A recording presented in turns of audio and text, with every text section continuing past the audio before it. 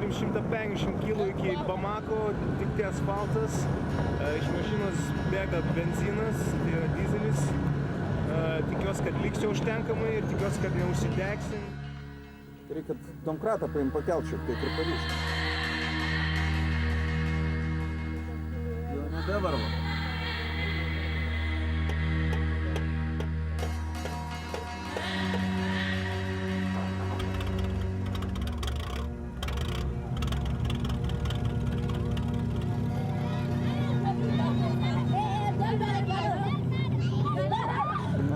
Vaikai, leiskit keliauninkus važiuojam.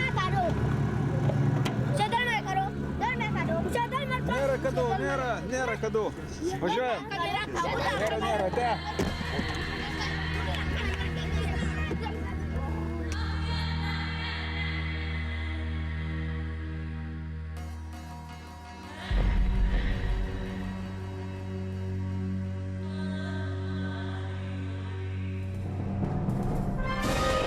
Lietuvių iššūkis Afrikos smėlynams. Beveik 10 000 kilometrų kelionės senais automobiliais. Ir nuotykių kupinas Viktoro Diavaros kelias atgal į tėvų namus. Afrika, kokios nemato turistai. Lietuviai, kokių juodasis žemynas dar nematė.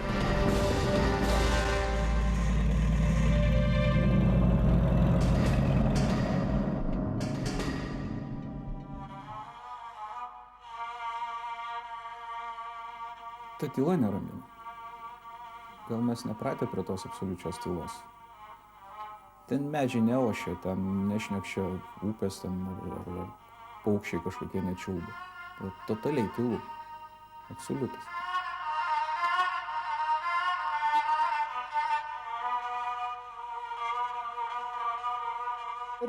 Erdvės efektas, kad tu iš tikrųjų pabėgi iš miesto, pabėgi į kažkokią neryšio zoną. Pavadinkim, tai reikia svarbiausia yra pabėgti neryšio zoną.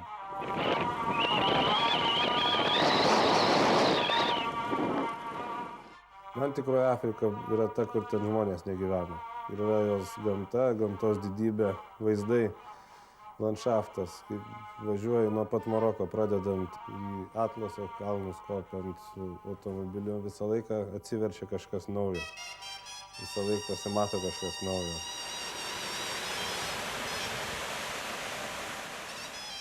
Ta Saharos didybė yra iš tikrųjų ten, kaip daug žmonės pasakoja įspūdžius, bet iš tikrųjų yra didinga. Smėlis, daug smėlio, įvairiausių spalvų ir tankumo. Kokią tik nori. Mistika kartais atrodo, kaip ten dar gali žaliuoti tam tikri augalai ir kokios jų ilgumo šaknis turi būti ir tam, kaip jie išgyvena. Bet tame ir yra mums pagrindinė egzotika, kad mūsų akys nepratusios prie tokių dalykų.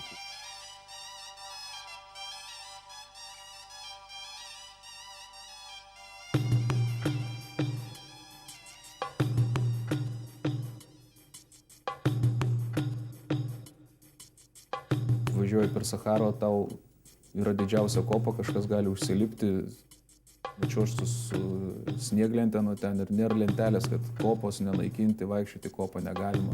Prašau, gali daryti, ką norit, nes po dienos ta kopa bus kažkiek pasislinkus, performuota vėjo. Daugiau kaip mėnesį trukusi Lietuvos ekipažų kelionė nusidriekė tuo pačiu maršrutu, kuriam kasmet iššūkį meta legendinio Dakaro ralio dalyviai. Skirtumas tik tas, kad Afrikos smėlynai buvo įveikti ne specialiai paruoštais galingais visureigiais, o eiliniais senutėliais automobiliais.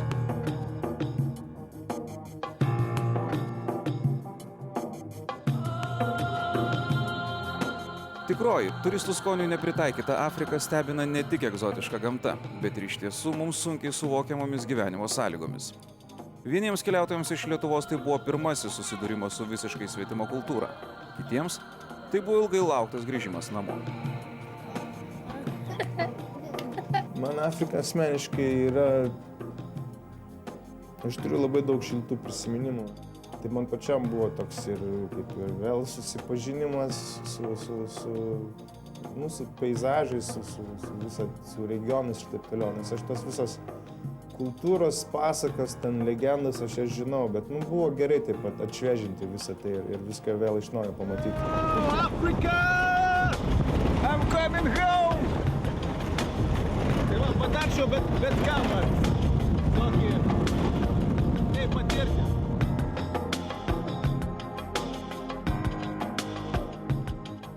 Ten vienam tai būtų turbūt nelabai smagu. Visą laiką, būdamas vienas, netgi vis tiek pasąmonėj kažkur jauti, kad yra dar tavo draugai, bendrakeleiviai šalia ir kad taip yra, taip ramiau.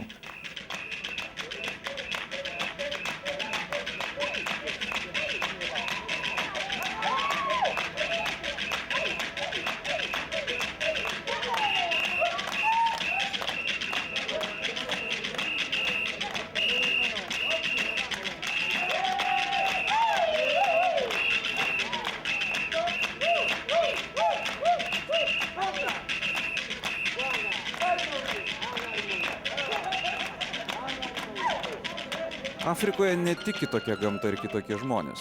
Čia kitaip teka gyvenimas ir atrodo net laikas bėga visai kitų greičių. Įprasti darbo ar bendravimo įgūdžiai čia netenka prasmės. Ir net nuolat visur skubantis europiečiai čia priversti sustoti. Man Afrika tai prisiminimai ten, nežinau, baras po šiaudinių stogų, geri šaltą alų, kai saulė kepina ir kažkaip lafa. Toks, easy living. Ten labai visas tempas sulėtėja. Ten jeigu susitari kažką su kažko padaryti, ten niekas neišeina greitai. Jeigu tau reikia kažką padaryti, reikia iš karto, atvažiuoji į Afriką, iš karto kitą pavarą įjungti ir tokia ramesnė pavarą.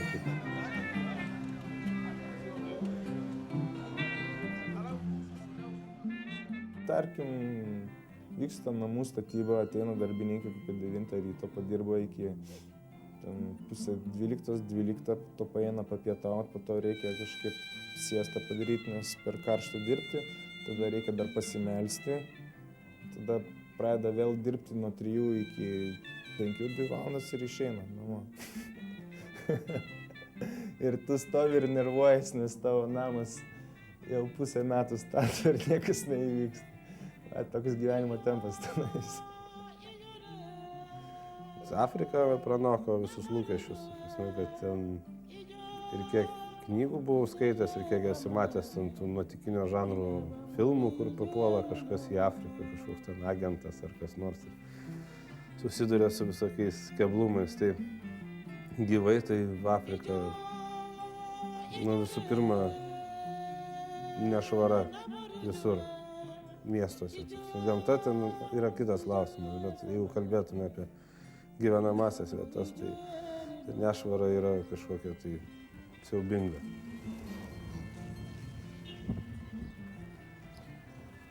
Šiandieną sekmadienis, dėl to sekmadienis 10 val. Ryto beveik.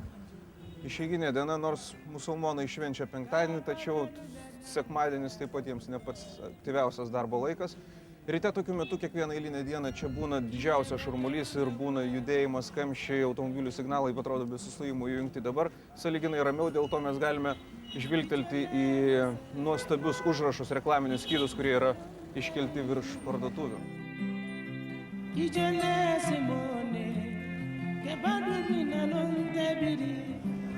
Dėl to mes žinome, kur atvažiavome. Mes atvažiavome į Afriką ir džiaugiamės, nes vien tik tai žiūrėdamas per televizorių ir apie tai skaitydamas, tu niekada neįsitikinsi ir nepamatysi to, ką gali išvysti štai čia. Niekada to neužuosi, niekada to nepatirsi.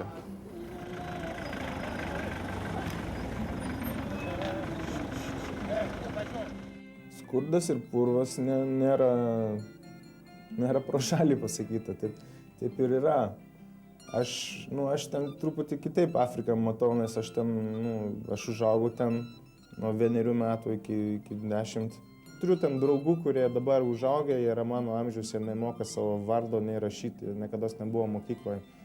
Bet man tai yra normalu, aš ten tame nematau ten to viso skurdą ir negandą.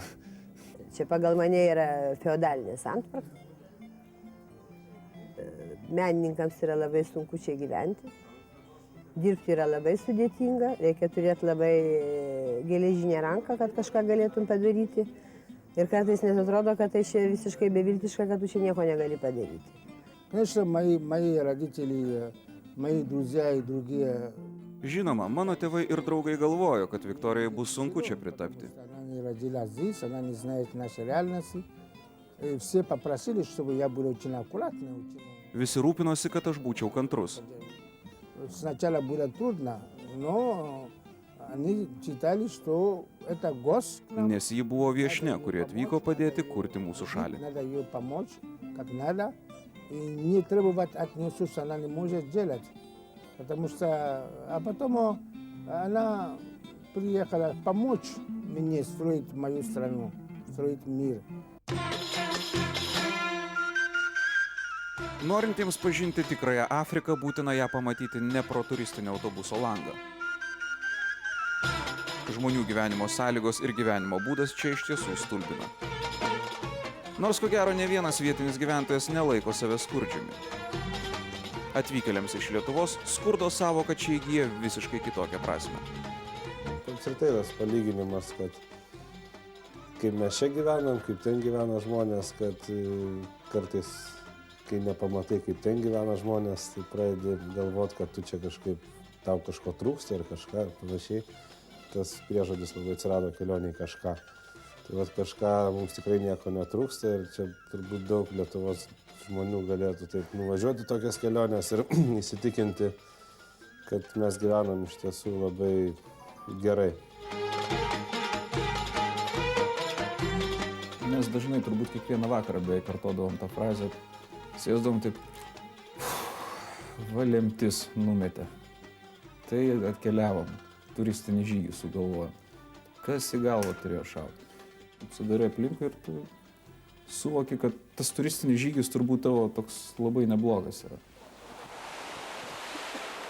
Kur nors Nidoj atsistotum, vanduo surėsim, nežiūrėtum, ir jeigu tos vaikus juodus lapinių plaksačius nekreiptum dėmesio, atrodo, kad esi kažkur tai Nidoj, pačiame sezono įkarščio metu, važiavę netgi vokiečiai kažkokie šalia, kaip ir privalomas akcentas, yra vietinių lietuvių, kurie nebijo šaltą vandenį lįsti visą laiką, bet tokiu oru. Afrika LT. Po pertraukėlės matysime. 3 ekipažų iš Lietuvos kelionę įdėmiai sekusi visuomenė labiausiai domėjosi ne ekspedicijos rezultatais ir net ne jos dalyviais. Daugiausiai dėmesio sulaukė Afrikos smėlynus ištvermingai įveikę senutėliai automobiliai. Čia sakė istorija.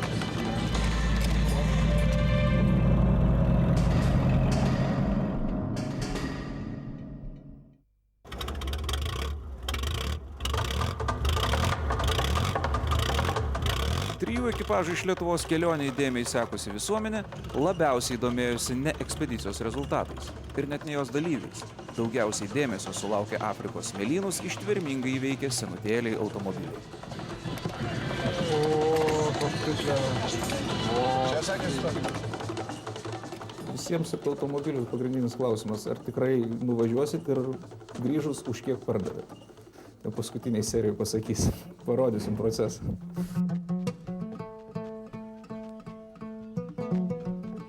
Tai aš galiu nuo 1,5 milijono iki milijono. Visą afrikiečių susidorojimą su lietuviškais automobiliais parodysime jums 4-ojoje mūsų filmo serijoje.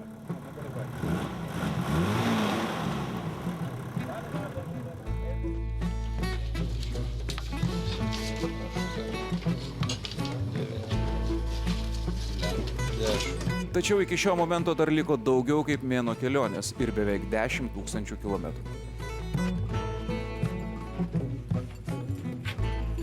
O kol kas, kaip prasidėjo kelionė, žurnalistų praminta didžiuoju nuotykiu.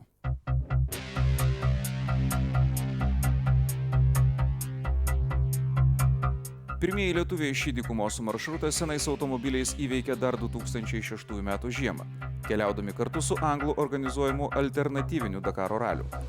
Pagrindinė tokios kelionės taisyklė – visą pavojingą maršrutą Šiaurės Afrikoje įveikti senutėlių, specialiai tokioms kelionėms nepritaikytų automobilių.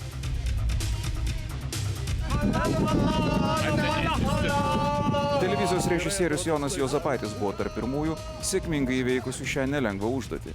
Šiemet jis vėl sugrįžta į nesvetingus Afrikos smėlynus, tačiau šį kartą jau kartu su savo draugais. Va čia visas ir gėris buvo važiuoti antrą kartą ir dar toliau pažiūrėti to, ko nepamatai per pirmą kartą. Ir tai yra tikrasis tas laikas iš tikrųjų. Mes galvojam 27 atvažiuoti. Jonas iš tikrųjų iš pat pradžių papasakojo tą istoriją. Aš tai vertinau šiaip kaip įdomų nuotykį. Sako, ir kitais metais, sako, aš irgi važiuosiu užsidegęs ir sakiau, kad važiuojam, pasirašau viską, bet iš tikrųjų tai buvo kaip daugelis, mes taip pasirašom tą idėją, bet bus nebus kažkaip.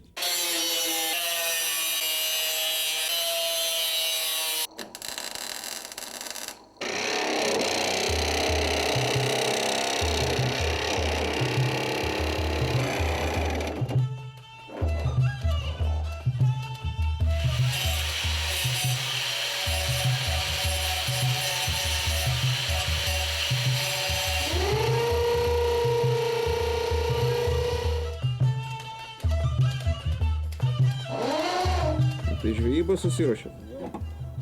Gal neblogas rinkinukas. Vytarai, tai tu pagalvok, 10 000 kilų. Patrauksi, niekur neskubi, mėnesį turi laisvą. Aš tai patrauksiu. Mašiniukas vis patrauksiu. Vanduo. Svarbiausia. Aš galiu, aišku, visą laiką filmuoti, tu gali viską krauti. Man pagrindė tai buvo kažkaip proga ir sutikti tėvus vėl, ta prasme, šeimą ir tuo pačiu ir kažkokį nuotykį, įsivelti į tam tikrą nuotykį. Say hi to your mom.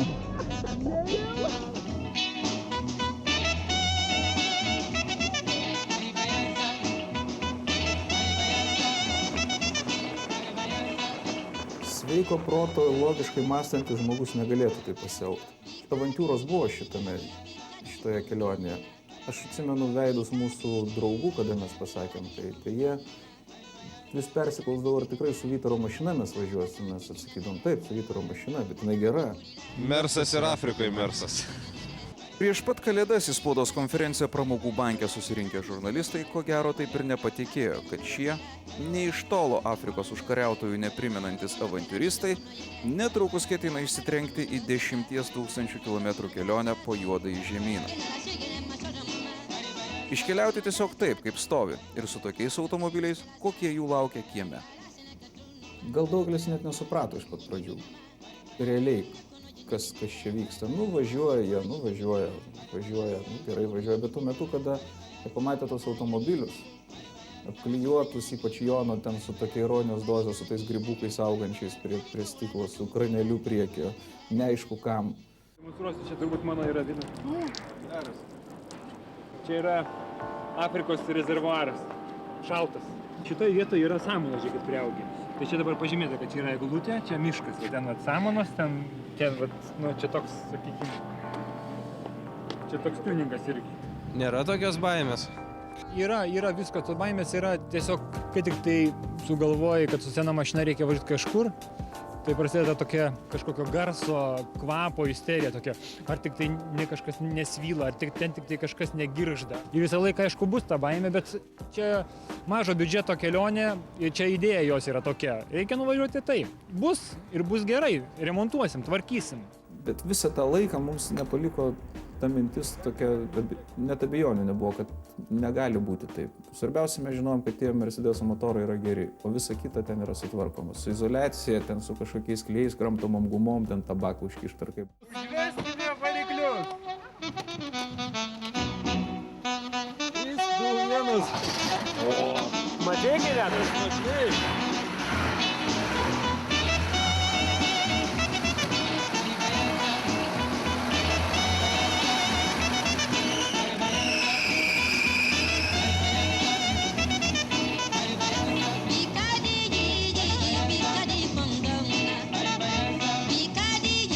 Pirmieji 100 didžiojo nuotykio kilometrų nusidriekė per Lenkiją ir Vokietiją. Keliaujant įprastais, jau gerai pažįstamais keliais, nemalonių siurprizų tikėtasi mažiausiai. Tačiau, kaip visada būna, nuotykiai prasidėjo dar prieš kertant Lietuvos ir Lenkijos sieną.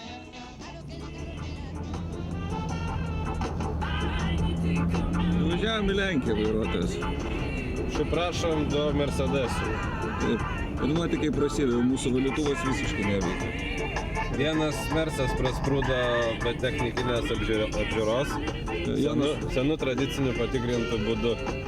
50 litrų ir 100 zlotų. Pas Lenkų šiek tiek brangiau. Bet kursas panašus susilygina. Kita vertus pats kaltas neturėjo smulkiau. Žodžiu, kelionė prasidėjo nuo tokių nuotykių, kurie, kaip ir reikėjo tikėtis, buvo laukti. Ir puošia gyvenimą.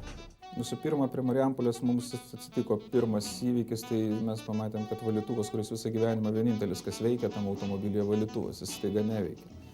O lyja, sninga, šlapdirba, supratom, kad vis tiek gerai būtų, kad kažkas tą stiklą valytų, nes su ranka mes iškištą nelabai tą padarysim.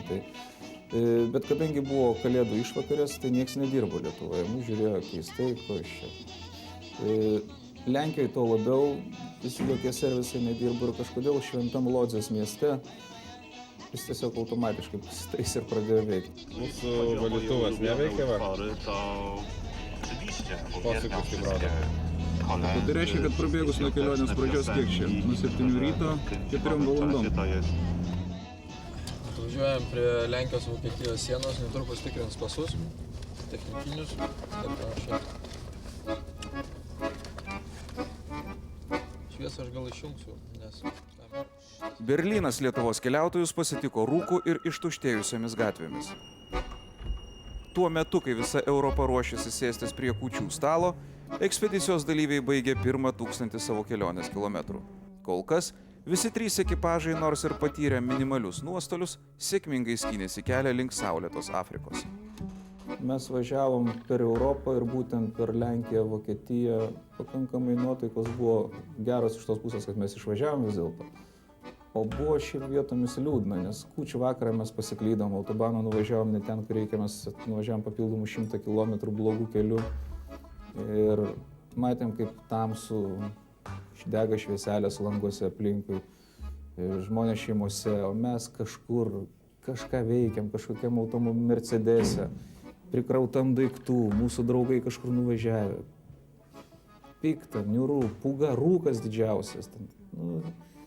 Buvo liūdna, mes kur tik galėjom žinutėmis su namiškiais tik tai rašėmės ir tada pajutom, kad mes iš tikrųjų kažkokie atstumtieji esam. Važiuojant tokiu maršrutu svarbu ne tiek pravažiuojami miestai ar pamatyti peizažai. Svarbiausias kelionės tikslas – pažinti kuo daugiau įvairių žmonių ir įvairių kultūrų. Tačiau įdomiausia, kad ir kokią šalį beplankytum, kad ir su kokia kultūra susidurtum, visur sutiksi lietuvių. Pirmasis šiltas ir malonus susitikimas mūsų laukia jau Vokietijos sostinėje. Šiandieną Vokietijoje gyvena ir dirba apie 20–30 tūkstančių lietuvių. Su keliais jų labinomės Berlyno centre. Matas Petrikas, vienas iš elektroninės muzikos pradininkų Lietuvoje, ir Robertas Bilinkevičius, prieš 10-metį buvęs populiarus žvaigždžių kirpėjas. Abu paliko gimtinę savo karjeros viršūnėje, ieškodami naujų iššūkių. Bičiuliai neretai susitinka ir Vokietijos sostinėje. Tu jauti tai, kad kartais įsipareigojama tiems lietuviams, kurie atvažiuoja, jų vis daugiau ir daugiau, kurie veržiasi pas tave, arba šiaip tingi susiieškoti kokios vietos, arba šiaip iš įpratimo, man tai padėk apsigyventi čia, man pagalbos ir tam tikras tėtis tiems atvažiuojantiems, ar trumpai ar ilgesniam laikui. Yra.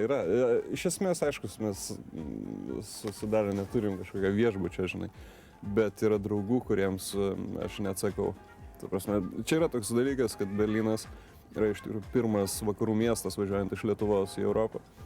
Ir daugelis žmonių, sakysim, tai yra tokia tarpinė statelė. Dažnai tenka priglausti arba bent jau padėti susirasti kažkur nakvynę, parodyti miestą. Aš jaučiuosi kaip įsipareigojęs, kaip tu sakai, ir dėl to, kad Berlyne nėra tiek daug lietuvių, ta prasme, žmonės atvažiavę dažnai mane susiranda. Paskutiniu metu, ką aš pastebėjau, labai daug vokiečių važiuoja per Baltijos šalis vasarą ar ten rudenį pasižiūrėti į Rytų Europos vadinamą turą. Ir grįžę po to, jie iš tikrųjų apie Lietuvą yra labai geras nuomonės. gražų žmonės, krepšinis. Tai yra. Čia turbūt nėra informacijos trūkumas, tiesiog nėra poreikio tokia informacija, žingeidumo nėra tokio didelio. Ne, aš manau, kad Lietuva galėtų reklamuotis. Pavyzdžiui, Estija tai daug geriau žino. Pačiu estų niekas nepažįsta, iš visų jų čia turbūt, aš žinau, Berlyne, gal kokie 10, bet pas jų, jie vykdo tą, informacinę politiką, tokią, žinai, kad laikraščiuose kas savaitę kas nors straipsnis apie Estiją. Apie Lietuvą šiek tiek trūksta informacijos. Dauguma jų, kad važiavusių čia nuo ko ir pradeda, ta prasme. Man irgi netai buvo jau lengva čia iš pirmų dienų iš karto užkovoti klientūrą ir viską. Ta prasme, kiek tu save pasišventi. Nepasišvesti darbų, nepasišvesti kažkokiem tai pasiaukojinam, mažesniem vakarėliam, prastesniam maistui, nieko toliau neturėsi. Kada pasišventi tokiem dalykų, tai visada, kad ir laimi to. Berlyno centre įkurtoje kirpykloje Robertas džiaugiasi, jog jo talentas čia buvo įvertintas. Šviesioje Roberto kirpykloje Vytaras pasinaudojo progą patobulinti savo šukuoseną prieš patenkant į Afrikos karščius. Ten, kur aš atvažiavau į tą pirmąją savo kirpyklą, kurią aš atidariau, jinai buvo labai apleista ir man teko užsimti jos remontu. Aišku, pats, ta prasme, neremontavau, buvo meistrai, kurie dirbo tą darbą, bet teko rūpintis visais įranga, visko naujais užpirkimais, tai kad kažkaip tas laikas ir užsimiršo labai greitai. O taip normaliai viskas. Aišku, būna kartais sėdi, trūksta tos Lietuvos, sakykime, kad tų draugų visų, tų visko kartais sėdi. Vienas dalykas turbūt geriausias tai yra tai, kad išmoko truputėlį kitaip gyventi ir turėti kitas biskį gyvenimo vertybės, kurios buvo iki to laiko. Kai visą laiką bet kokiam biznis stengiasi užkovoti klientūrą, o paskui ją atsirinkti. O dar viena iš klienčių Guten Morgen sako. Gyvenimas tam ir yra, kad jisai iš dalies keistų žmonės, keistų pažintis, keistų visus kitus tos vertybės tos gyvenimo. Kelionės tikslas verčia ilgėliau nestoviniuoti. Prieš akiją dar laukia daugiau kaip 9000 kilometrų. Kita stotelė – Prancūzija, Marselis.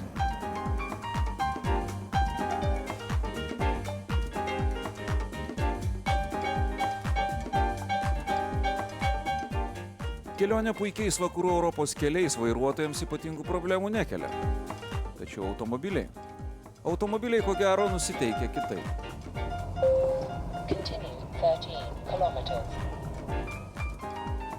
Laupas, mes rūkstam, matai? Mes rūkstam. Mes rūkstam.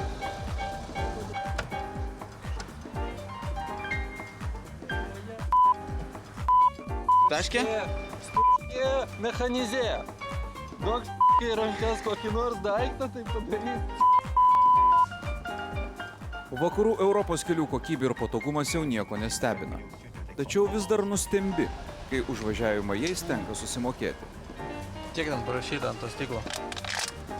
20 eurų. Tik vėliau sužinosime, kad už tokią pinigų sumą Afrikoje galėtume pragyventi keletą dienų, o vietiniams gyventojams jos užtektų ir visai savaitai. Drive 2.8 kilometers, then exit right. Best satellite reception. Didžiausias Prancūzijos uostas Marselis kalėdų dieną mus pasitinka pavasariška saulė ir šiluma. Provanso sostinėje, antrajame pagal dydį Prancūzijos mieste, gyvena daugiau kaip 1,5 milijono žmonių. Prancūzijoje lietuvių nėra daug. Čia jų yra tik apie keletą tūkstančių ir dirba jie skirtingose vietose, kurių populiariausios – Paryžius, Lilis, Strasbūras ir švelnių klimatų garsėjantis Marselis.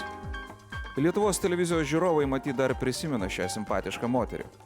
Aktorės ir anuomet populiarios TV laidos Išgelbėk draugą vedančiosios Rasos Misevičiūtės gyvenimas vieną dieną visiškai pasikeitė. Meilėje atvedė į Marselį. Tu gyveni Marselį jau 6 metus, ar ne? Daugiau jau bus 7. 7 metai. Aha. Tai tuo metu, kada tu išvažiavai į Marselį, dar nebuvo pas mus tokio masiško bėgimo, atrodo. Kaip išvažiuoti kaip pas močiutę į kaimą, atrodo, kad į užsienį gyventi. Ir ten vis dėlto, ne pirmoji, ne antroji karta, bet dar ta, kuri dar važiavo iš čia tam tikrą nežinią. Kai čia atvažiavau, aš galvojau, kad aš esu viena, bet aš čia radau pilną žmonių, kurie išvažiavę buvo prieš mane jau. Tų pačių lietuvių. Tų pačių lietuvaičių labiausiai. Ta prasme ir vienas kitas lietuvis, kur aš paskui staiga nustebau, tai kaip dabar jau čia prieš mus yra išvažiavę, laimės ieškota, prasme tokia Prancūzija, kur iš tikrųjų tos laimės ieškojimas, ne visai taip kaip Anglijoje. Atvažiavai, gavai darbą, ten kažką užsidirbai, ar Amerikoje, žinai. Čia tai tas uždarbis toks reikia labai prakaituot, norint užsidirbti, žinai.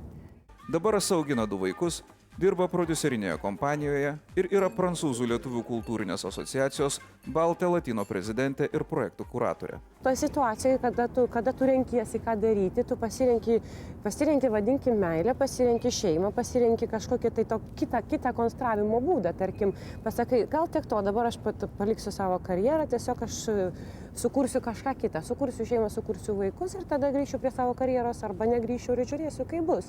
Vėlgi tai nepavadinkim tai auka, vadinkim tai pasirinkimu tiesiog. Ir būnant jaunai moteriai, tai kodėlgi visada gali pirmyn atgal žongliruoti ar ten jaunam vyrui, ta prasme niekada nevėlu. Buvo gal smagu, bet buvo galbūt atėjo tas momentas, kai mums pasidarė turbūt labai sunku tuo metu. Mums iš tikrųjų mes šiek tiek įkritom į duobę ir matyti tokia despora, tokia neviltis, kad ta duobė išlipsi, neišlipsi, kaip čia bus, kentėti, nekentėti, kaip čia dabar nepradėsi smaugtis ir kentėti, kai tau siūlo, klausyk, važiuojam į saulę, važiuojam į šviesą, ta prasme, taigi... Ar tu laiminga čia, Marselė, ar tu galvoji vis dėlto, kad nors sugrįžti į Lietuvą? Niekada negali žinot, Martinai, aš nežinau, ta prasme. Dabar labai sunku man pasakyti, nes todėl, kad mes, ta prasme, aš tiek kūriau čianai, kad įsikurti čianai prisitaikyti prie šitos visuomenės, nes visuomenė to reikalauja, nori ar nenori. Tu turi ją integruotis ir prie jos, ta prasme, tapti jos dalim. Tai dabar vėl grįžti į Lietuvą, vėl reikėtų persiorientuoti į Lietuvą, į tą Lietuvą, kurią aš palikau, jos tokios nebėra. Yra kitokia, aš atvažiuoju, aš džiaugiuosi, kaip jinai eina į priekį, bet aš nebespėju paskui ją.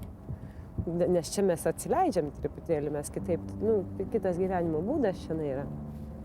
Tai kad, aišku, jeigu bus galimybė, jeigu bus įdomus kažkokie tai, žinai, ta prasme, perspektyvos ar kažkas, reikia visada galvoti, niekada neuždarai durų. Iš Aleksandro Diuma romanų pažįstamo miesto svečių yra ir žinomas Vilniaus menininkas Darius Laumenis. Po studijų Marselio menų mokykloje čia vaikinas iš Užupio užsilaikė ilgiau. Pakvietęs mus į savo nuomojamus namus prestižinėme Marselio rajone, bičiulis paruošė puikius provansiškus Kalėdų antrosios dienos pusryčius – šampaną su austrėmis. Geresnės progos išmokti susidoroti su šio delikateso šarvais sunkiai besurasi. Mokyti dar ne? Nori išmokti? Tai mes ir šnekam tuo pat metu. Gerai. Tai va, peiliuką turi, susirandi tą vietą, kur yra tarp abiejų keldžių. Ne visada lengva, bet reiškia yra ties šitą vietą raumuo, kurį reiktų mėginti įkišti ir mėginti va šitai va nupjauti. Nes kitaip tai fiziškai sunku jas įveikti. Jo, tarkim, ir va čia va ieškai vietos, turėtų būti čia. Reikia nelaužyti, nes jinai viskas trupės, bandyti kiek įmanoma giliau įkišti, tada mažiau yra šansų sulaužyti. O yra dažnas traumų atvejis Prancūzijoje? Būna, bet tai čia va tie peiliukai jau tokie atsargus ir aišku, sasaugok savo ranką. Kodėl tu sugalvojai išvažiuoti ir būtent čia, kur tu atvažiavai? Aš ten šiek tiek buvau pasivėžinęs po pasaulį, žinai, iš Landžijos Amerikos, reiškia, šiaurės, pietų, centrinė, žinai. Po Europą pasimalęs ir aš kažkaip buvau nebaigęs dar dailės akademiją, žinai, aš kažkaip nutariau, kad būtų fainas tik važiuoti toliau tapyti, mokytis ir kodėl ne į Prancūziją, žinai. Tu galvoji, kad savo šalyje taip pranašu nebūsi? Tinka tau šitą taisyklę? Afrika LT. Po pertraukėlės matysite. Jo kaina turbūt kaip šitos mašinos va turėtų būti. Nerestauruota, aišku, dar.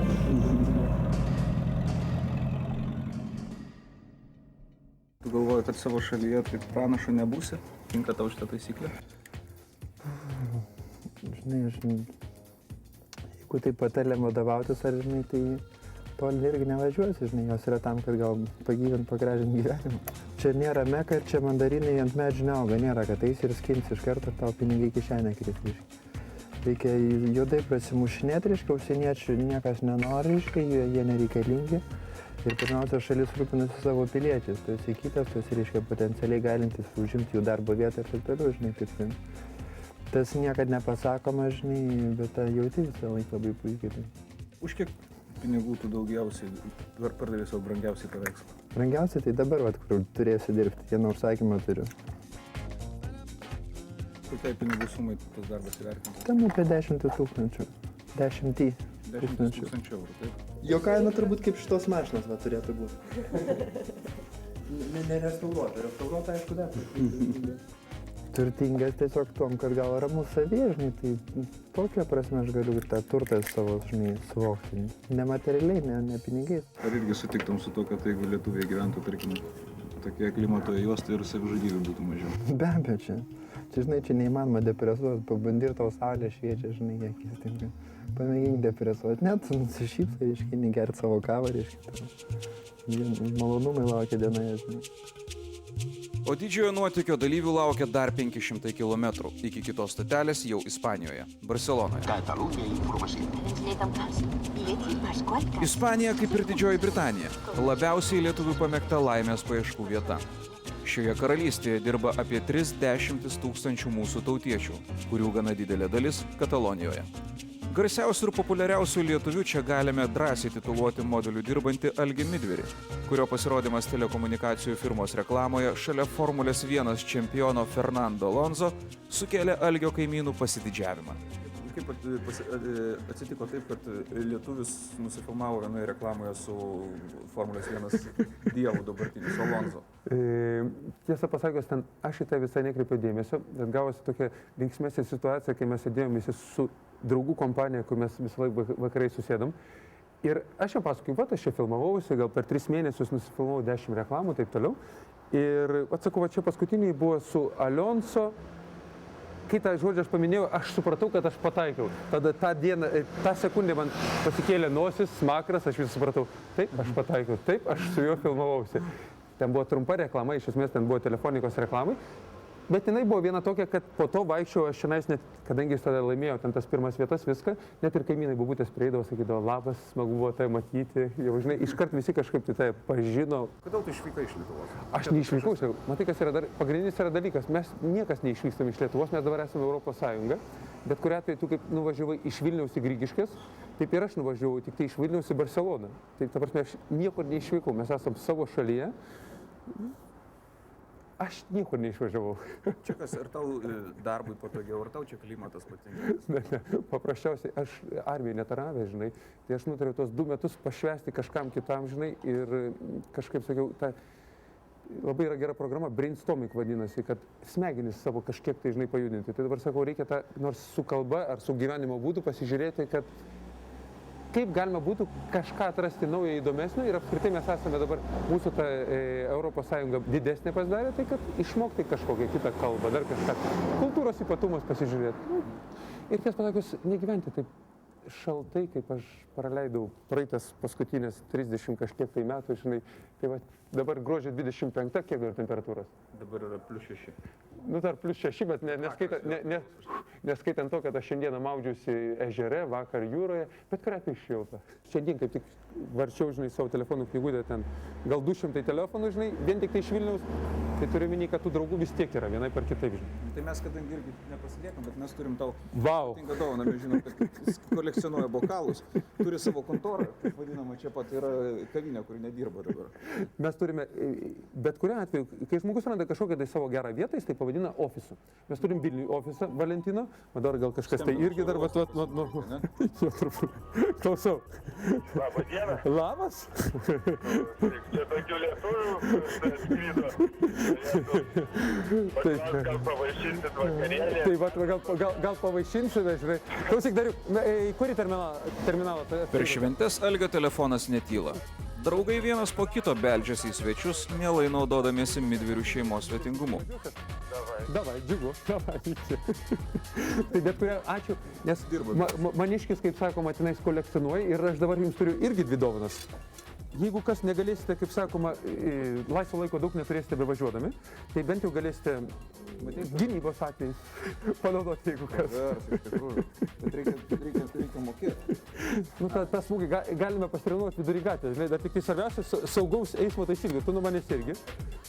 Mes šeimininkus nustebinome, jog lankėmės rekordiškai trumpai, tik 30 minučių. Tačiau to užteko, kad vėl pasikrovę geros energijos tęstume savo ilgą kelionę. Galvojat, kad reikėtų grįžti namo? Ne, reikia grįžti namo, sutvarkyti spyną markinį ir tęsti kelionę. Tik įvažiavęs į Ispaniją supranti, kokia tai didelė šalis, stebinanti reljefo ir peizažų įvairovę. Arčiausiai Afrikos esanti Europos valstybė, kurią nuo Lietuvos skiria daugiau kaip 3000 km, pasitiko sniegų nuklotais šlaitais.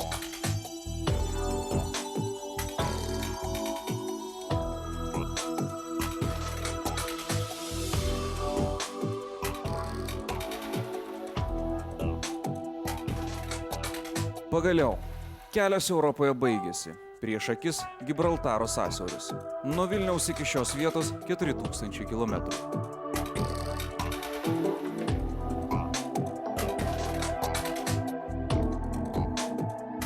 Paskutinis rytas Europoje.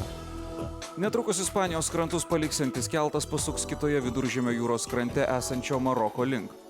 Iki kelionės tikslo liko vos keli kilometrai, tačiau, kaip pasirodė, juos įveikti buvo sunkiausia. Staiga sugedęs Vytaro automobilio durų užraktas privertė gerokai pasijaudinti. Laužiam automobilį, vaikinai. Iki kelto per Gibraltaro sąsiaurį išvykimo lieka 1,5 valandos.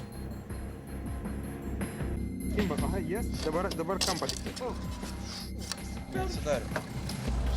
O esi Silvijų apvogęs automobilį kokį? Ne, apvogęs ne, bet taip atrakinėjęs esu kokius 4 ar 5 automobilius. Skubėdami laiku patekti ant denio, komandos nariai išbando visas filmuose matytas įsilaužimo į automobilius priemonės. Laikas bėga, o kantrybė taip reikalinga šioje situacijoje visiškai išseko. Dabar pervažiuot va čia, va. Yes. Niekad nebesišypsosi daugiau. Esat nenuotaikoj? Nenuotaikoj, nori jam. Sporto komentatoriaus patirtis ir prietarai kužda, jog šis atsitikimas yra nieko gero nežadantis ženklas.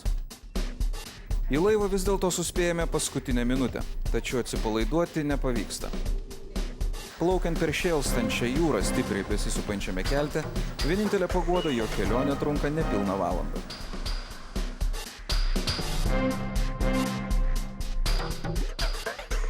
Kas turėjo maišelių? Šiandien buvo labai geras rytas. Užtrenkiau automobilį, kad galėčiau pakvėpuoti gryno oro. Mercedesas nenorėjo, supratau, į Afriką kelti. Paskutinis Mercedeso pasispiriojimo po prieš Afriką. Vienintelis beje. Nenori jis.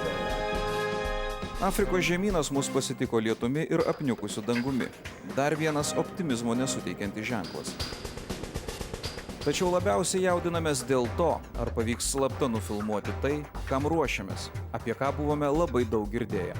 Ir ne iš gerosios pusės. Tai Maroko siena.